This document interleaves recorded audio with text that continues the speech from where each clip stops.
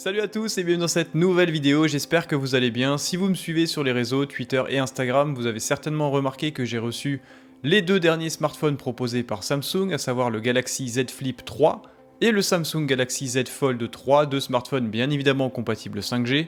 Très intéressant, des belles évolutions par rapport aux anciennes générations. C'est vraiment des smartphones que j'ai apprécié tester. Pour le coup, merci beaucoup à Samsung France de m'avoir permis d'accéder à ces smartphones. Et dans cette vidéo, je vais vous faire simplement un petit retour, savoir quel est le meilleur choix en fonction de vos attentes, de vos utilisations. J'ai pu m'en servir pendant une quinzaine de jours. Je les ai vraiment beaucoup utilisés, c'était directement mes smartphones du quotidien. Et je me suis rapidement rendu compte que finalement, en fonction de mes attentes, de mes utilisations, bien le Galaxy Z Fold pouvait ne pas être forcément très adapté à mon usage, et c'est en ce sens que pour moi, le Z Flip a été plus intéressant au quotidien, même si une fois rentré du travail, le soir, sur le canapé, le Z Fold prend vraiment tout son sens parce que c'est vraiment très agréable finalement de pouvoir naviguer sur internet et sur les réseaux sociaux avec un superbe écran au format 7,6 pouces. Concernant le Galaxy Z Flip 3, j'ai pu le tester en deux versions, la version crème qui est vraiment très sympa, et la version lavande qui est également très jolie mais à mon sens un petit peu plus girly.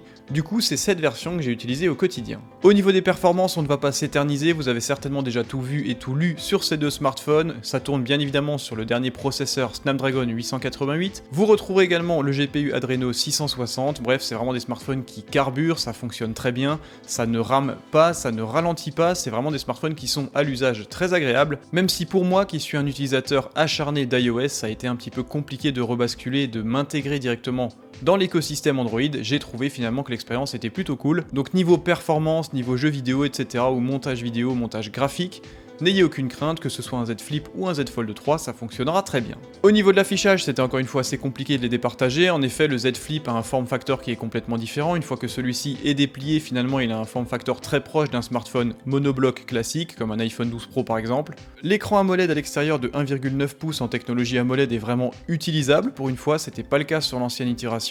Là, pour le coup, on peut vraiment accéder à la météo, aux notifications, utiliser également les capteurs photo directement sur l'écran à l'extérieur, ça c'est vraiment très sympa, vous avez en plus la possibilité de filmer, de changer la focale du capteur, etc. Bref, c'est vraiment très bien abouti, et c'est en ce sens pour moi la plus grosse évolution par rapport à l'ancienne génération. C'était vraiment un point faible sur l'ancienne génération pour le coup, et là avec cette version, Samsung a vraiment amélioré et peaufiné son produit. Concernant l'écran principal du Z Flip 3, c'est encore une fois très intéressant, on retrouve un bel écran de technologie AMOLED de 6,7 pouces, une belle définition Full HD+, de 2640 par 1080 pixels, un bon taux de rafraîchissement à 120 Hz, bref, encore une fois, niveau qualité d'écran, Samsung n'a plus rien à prouver. Que ce soit l'écran à l'extérieur ou à l'intérieur du Z Flip 3, c'est vraiment de l'excellent travail, et ces écrans sont vraiment agréables en tout point. Au niveau du Z Fold 3, c'est un petit peu différent, forcément celui-ci n'a pas du tout le même form factor, c'est un smartphone qui est beaucoup plus épais, beaucoup plus massif, celui-ci est beaucoup plus compliqué à l'usage au quotidien, il se fera forcément remarquer dans les transports, dans une poche de pantalon, etc. C'est un petit peu plus compliqué de l'oublier. Quoi qu'il en soit, l'écran extérieur, encore une fois, est une excellente surprise pour moi. C'est un écran de 6,2 pouces, technologie AMOLED toujours, belle définition, beau contraste, bref, il n'y a rien à redire. Comme je l'ai dit juste avant, Samsung n'a plus rien à prouver au niveau de l'affichage. Surtout que Samsung propose un taux de rafraîchissement à 120 Hz, que ce soit sur la dalle à l'extérieur ou sur la dalle à l'intérieur. Au niveau de l'écran intérieur, c'est encore une fois très qualitatif, on retrouve une belle dalle de 7,6 pouces, technologie AMOLED, donc des contrastes infinis, d'excellentes couleurs, c'est vraiment très agréable et très flatteur pour l'usager de naviguer sur ce type d'écran. Et point intéressant pour ceux qui ont un petit peu peur avec ce type de produit, l'écran intérieur est 80% plus résistant que l'ancienne génération, ce qui est pas négligeable. Vous l'aurez compris, au niveau des écrans, c'est tout bon. Que vous partiez sur un Z Flip 3 ou sur un Z Fold 3, vous en aurez pour votre argent, c'est vraiment très qualitatif, contraste infini, un haut taux de rafraîchissement, les couleurs sont vraiment agréables, bref, c'est vraiment tout bon. Au niveau des performances pures, c'est exactement la même chose, les deux smartphones tournent avec le même processeur Snapdragon 888 et ça tourne très bien, c'est très véloce, les smartphones sont vraiment très réactifs et c'est vraiment très plaisant. Et enfin, au niveau de la photographie, c'est bien sûr l'un des gros chapitres qui permet de différencier ces deux smartphones. Sur le Galaxy Z Flip 3, vous retrouverez simplement un capteur de 12 mégapixels avec une focale grand angle, donc une focale aux alentours de 26 mm, optique à ouverture f1.8, donc plutôt lumineuse, avec une stabilisation optique très intéressante. Les photosites du capteur sont plutôt grands, ce qui permet au smartphone de ne pas avoir besoin de monter en ISO et de faire des photos plutôt agréables, même en cas de faible luminosité. Il n'y aura pas de ce bruit numérique lié à la montée en ISO, ce qui est très agréable, mais ce qui est à mon sens normal aujourd'hui sur un smartphone vendu à plus de 1000 €. Vous retrouverez sur le Z Flip 3 un second capteur photo de 12 mégapixels, là encore, c'est une focale ultra grand angle, donc ça peut être intéressant pour faire des photos de monuments, de groupes d'amis ou de paysages, mais comme je le dis, systématiquement ça déforme énormément les perspectives des photos. Et il y a également une perte de piqué qui est directement liée à ce type de focale qui peut être un petit peu gênante sur le pourtour de la photographie. Quoi qu'il en soit, niveau photo et vidéo, le Z Flip 3 est vraiment très bon. Cependant, si j'avais pu choisir, j'aurais vraiment aimé retrouver une focale téléobjectif x2 52 mm à la place de cette optique ultra grand angle. Concernant la captation vidéo, c'est vraiment très bon, ça filme en 4K à 30 et 60 images secondes. Samsung, encore une fois, n'a plus grand chose à prouver sur ce secteur non plus. Donc vous l'aurez compris, le Z Flip 3 s'en sort très bien niveau photographie. Au niveau du Z Fold 3, c'est exactement la même recette, on retrouve les mêmes capteurs de 12 mégapixels, donc la focale grand angle de 26 mm avec une optique à ouverture f1.8, des résultats 100% similaires. Le second capteur de 12 mégapixels avec une optique ultra grand angle, encore une fois c'est exactement la même que sur le Z Flip 3. Et bien sûr le gros point fort du Z Fold 3 c'est d'offrir un troisième capteur de 12 mégapixels, optique 52 mm, donc zoom optique x2, qui permet de faire des photos portraits très réalistes et de respecter un petit peu les géométries du visage. Et c'est vraiment à mon sens le plus gros défaut du Z Flip 3, c'est de ne pas avoir pensé à mettre une focale grand angle et une focale téléobjectif à la place de l'ultra grand angle.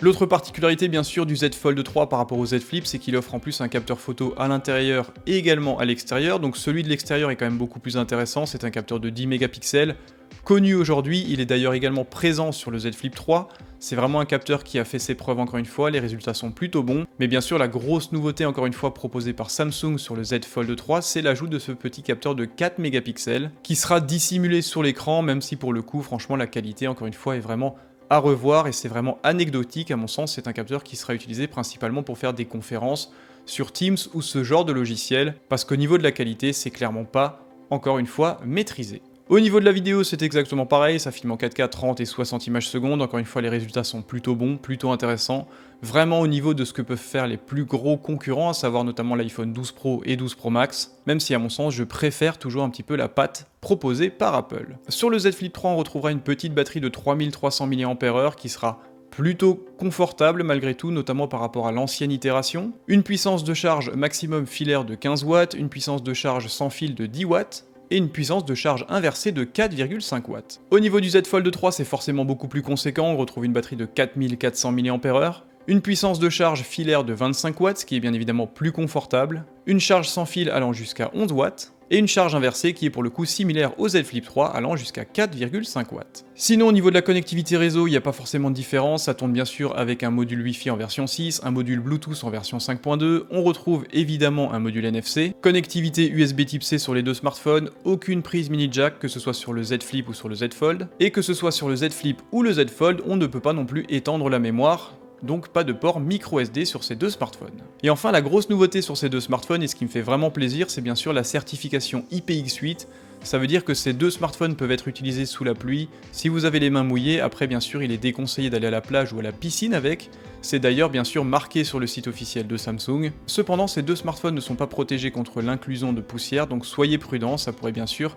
fortement endommager les charnières de vos smartphones. Voilà pour la présentation de ces deux smartphones, comme vous l'avez remarqué sur Twitter et sur Instagram, j'ai vraiment beaucoup aimé m'en servir au quotidien, c'est vraiment deux smartphones qui sont très attachants, qui apportent pas mal de confort.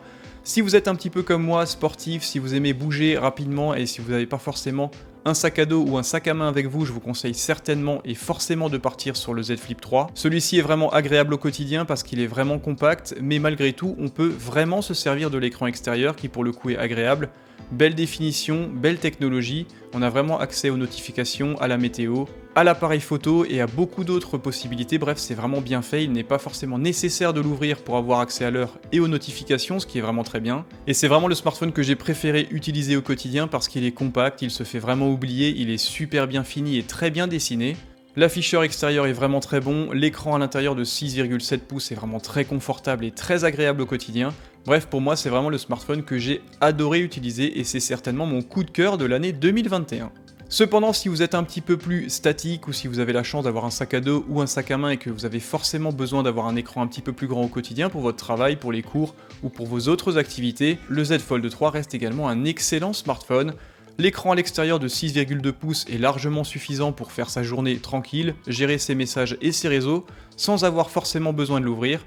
Et une fois que vous êtes posé dans un train, dans les transports en commun ou sur votre canapé, vous pouvez l'ouvrir et accéder directement à ce superbe écran de 6,7 pouces qui est vraiment extraordinaire je trouve. La qualité d'affichage est vraiment extraordinaire et c'est vraiment très flatteur au quotidien. Voilà pour la présentation de ces deux smartphones et un petit peu mon feedback après une utilisation de 15 jours sur ces deux modèles. C'est vraiment deux modèles que j'ai apprécié utiliser, à vous de faire le choix en fonction de vos attentes et de vos besoins. Pour ma part, ce sera clairement le Z Flip 3. Merci d'être toujours plus nombreux, prenez soin de vous et à très bientôt.